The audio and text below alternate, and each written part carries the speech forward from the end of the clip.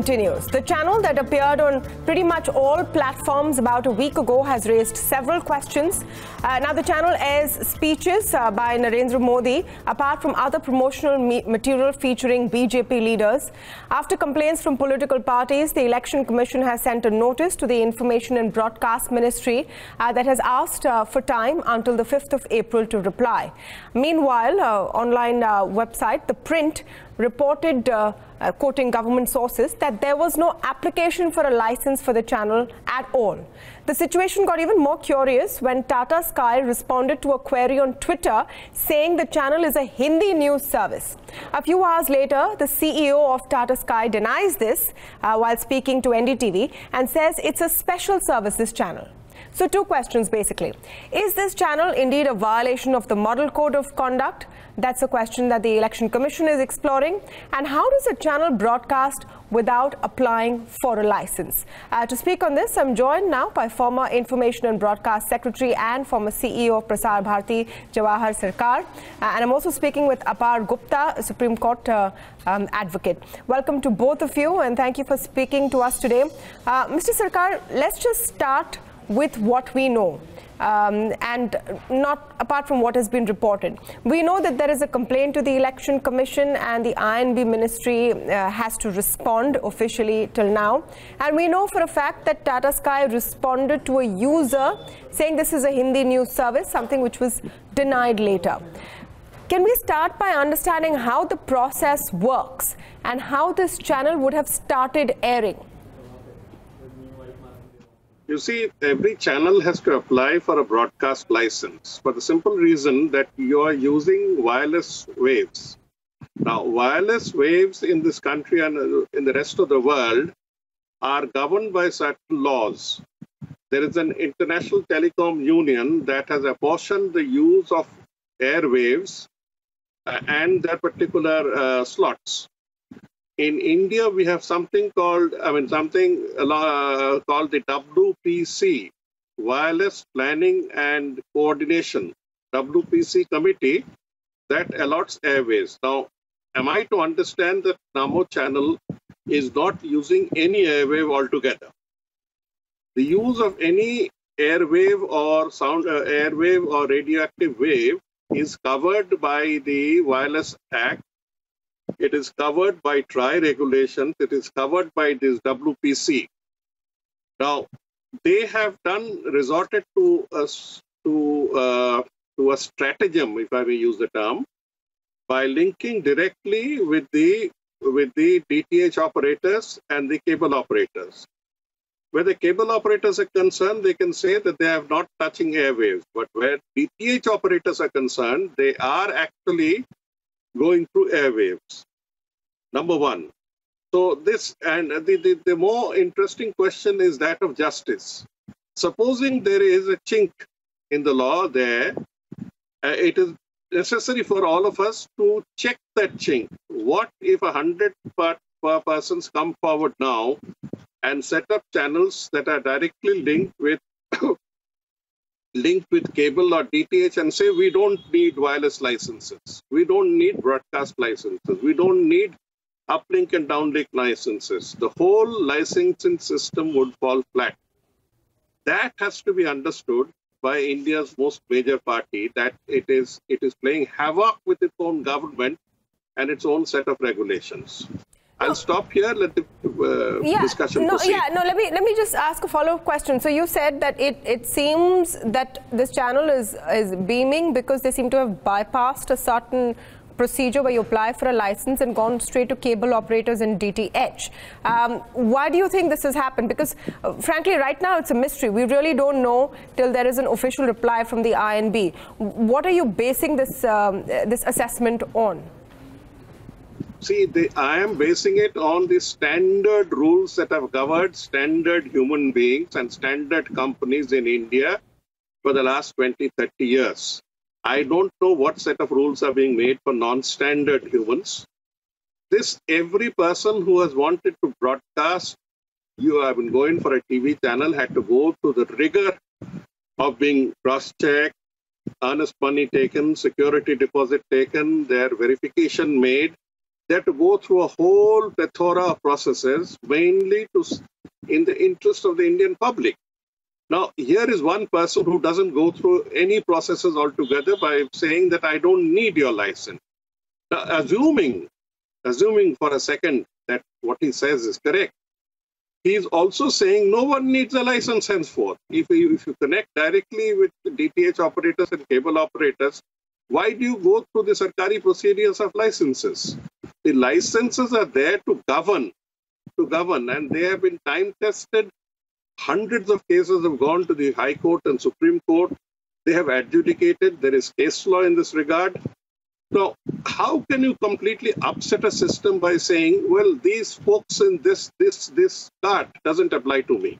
Okay. Here again, we're basing this on the report in the print quoting government sources. We've not independently verified that, but this is the information and it's skeletal. So we're talking about the information in the public domain right now. Rajas Doshi, who's watching the show, writes in, what about Jaya TV? And I want to come to Apar on this point. So in a lot of this discussion, and because of course it's turned political and the Congress and the Aam Aadmi Party have gone to the EC and complained, a lot of people are asking that, hey, it's not new to have channels which broadcast a certain party's ideology officially. I'm not even talking about the unofficial kind of push, but it's fairly standard in India and in various parts of India to have channels which are basically mouthpieces for a particular party. Why is this different, Apar?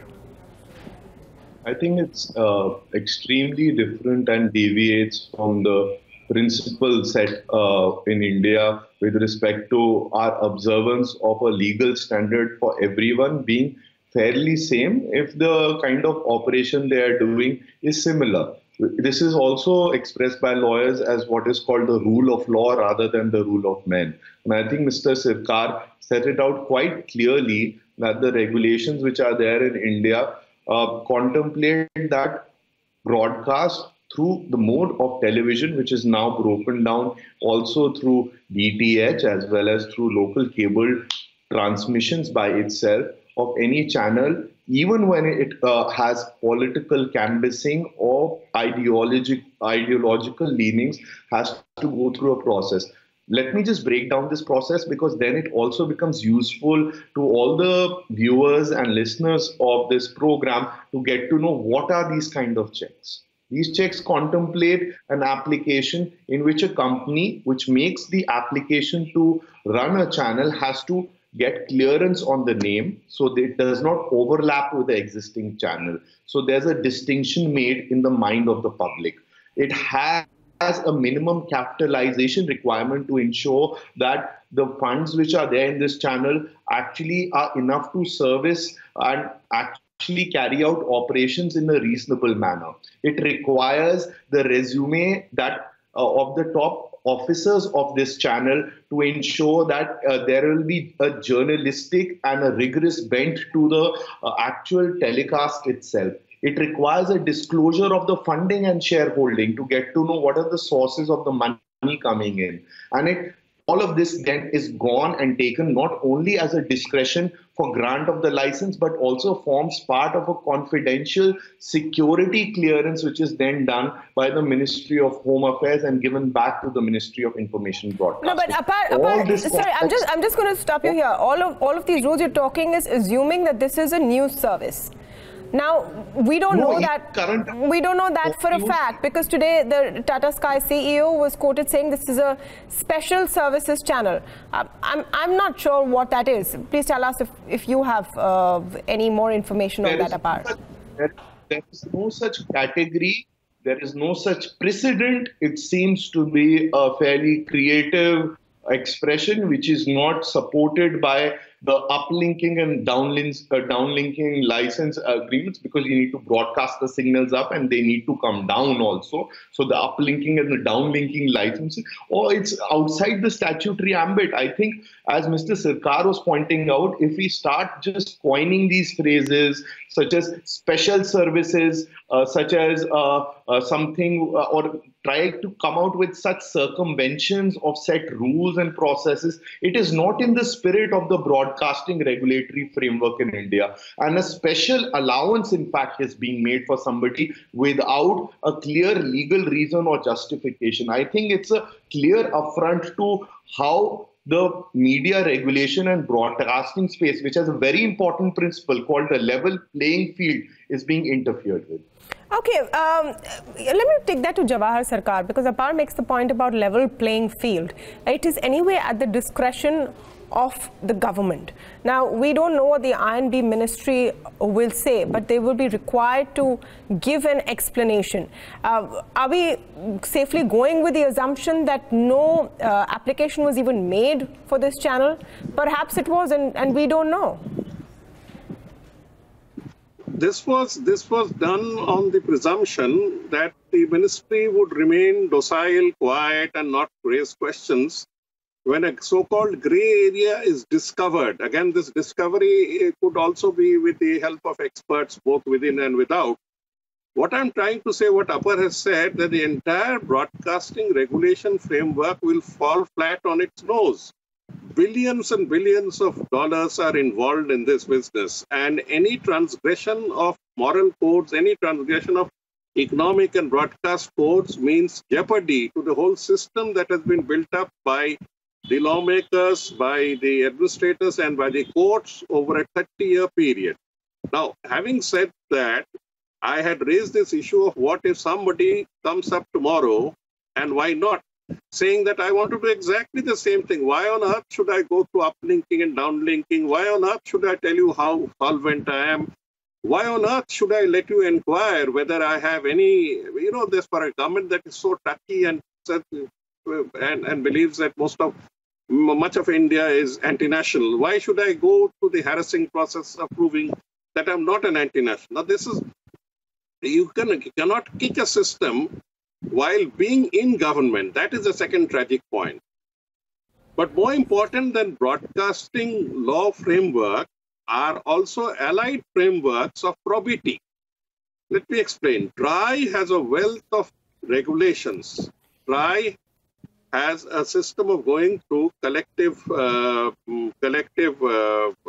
coordination with the public and stakeholders and coming out with its regulation. TRAI came out with a regulation in February how channels are to be distributed. Where on earth would you put this special channel where the bouquet is concerned? Where the bouquet is concerned. There is a bouquet of channels that has just been announced by TRAI, and TRAI is desperately trying to execute it. I believe much of it has already been executed.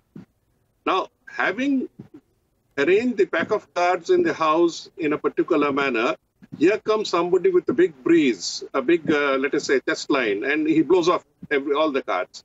We can't function in this manner. I mean, the elections are not the beyond and end all of the Indian legal system, the Indian system of propriety. What I'm raising a counter question to my former colleagues in I&B and in other broadcasting agencies. How does this channel fit in with TRAI's much publicized regulation? How does it fit in? Yeah. Can someone explain? As Apar put it, there is nothing called a special services.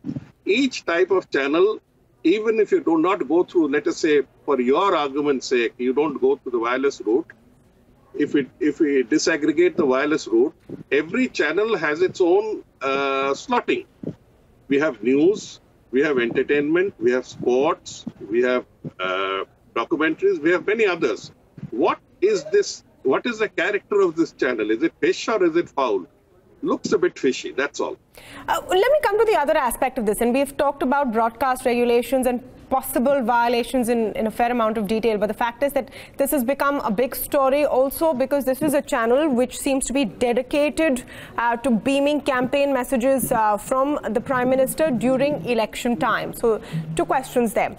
Is it a violation of the Model Code of Conduct, and what impact will it have in any way broadcast space where there is so much of political content being beamed? In any case, at the end of the day, any viewer has the choice of whether they want to consume this channel or not. Let me go with Apar first on that question.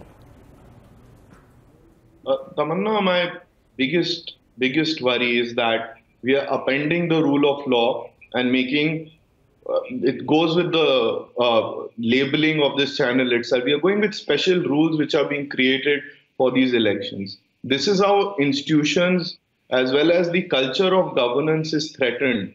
And I do sense the political controversy which has erupted around it. But it is, I feel my responsibility as an expert who's seen this area, litigated these cases, to say that special allowances are being made, which are very dangerous and portend something very bad for a country like India, which needs a uniform standard setting in its policy. The second thing is that I do think that having such a channel by itself may not be or may be or may not be a violation of the model code of conduct, because I do see it as a broadcast violation at its very root. With respect to the model code of conduct, the election commission's subsequent action actually is much more important than the model code itself.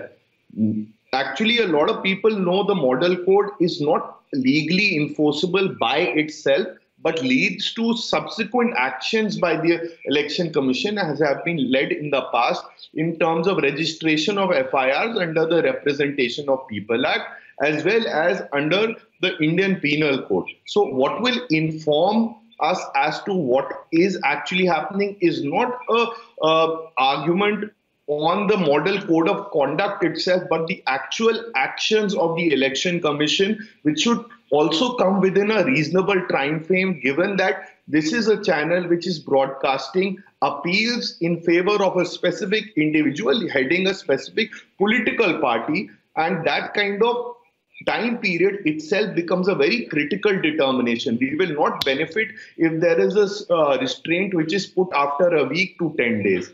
Finally, what you asked me about, how does that actually impact the larger question of a lack of media diversity? And I think that's a much larger structural issue. We can have a separate show on that. And it is true, a lot of things need to be improved in the media space, but this is something which is just so beyond the pale of what is already happening. It's so apparent that it's so clear in a violation. It's actually something which needs to be prevented at the first instance itself. Let me take that question to Mr. Sircar. And I just want to add over here that the EC has been getting a lot of flack over many issues. But to be fair, they got the complaint, they have sent a notice, and they're following the process. So let's not prejudge what they will do in advance. We'll have to wait and see. Do you have any views on how this, two things, because of course in your experience as CEO of Prasar Bharati as well, how this will impact voters, because that seems to be the end game, and a violation of the model code of conduct? I see, you see, the Election Commission is not the only repository of all intelligence and all morality regarding the elections. The commissioners come and go, and commissioners do impact on the policy, but the machinery of election runs almost autonomously. It is governed by its own principles. I have handled that machinery from returning officer, assistant returning officer to election observer, and then the chief electoral officer of the state, being very much a part of the election commission. With all these 7 elections with which have been associated, there are certain very clear principles of justice that play. This falls flat on the grounds of justice and fair play, justice and equality of treatment. This is an attempt to project one individual because he is the only trump card that a particular party has. If it had been a party channel, well, one could say 50-50. But projecting one individual in a parliamentary system of democracy and then permitting it and then going, what do you mean by the Election Commission has sought for the views? The Chief Election Commissioner himself was the Information Secretary for so long. Doesn't he know the act? We all belong to Sessions boys. We are all Sessions boys, and we know that to establish the rule of law in elections took a lot of courage. That is what is missing, courage. You use discretion in favor of good. Do not use discretion in favor of rules, saying that मैंने चिट्ठी लिखी, And that sort of thing shows weak knees. An election commission should be seen as something strong, impartial, and a very good referee. It's falling in the eyes of the people. Doesn't Sunil Arora realize that? Big questions here. I want to thank both Jawahar, Sircar and Apar Gupta for coming in with very key points and valid questions on this important subject. Again, more clarity is needed. Hopefully, there will be more clarity on this issue sooner than later. Thank you for watching.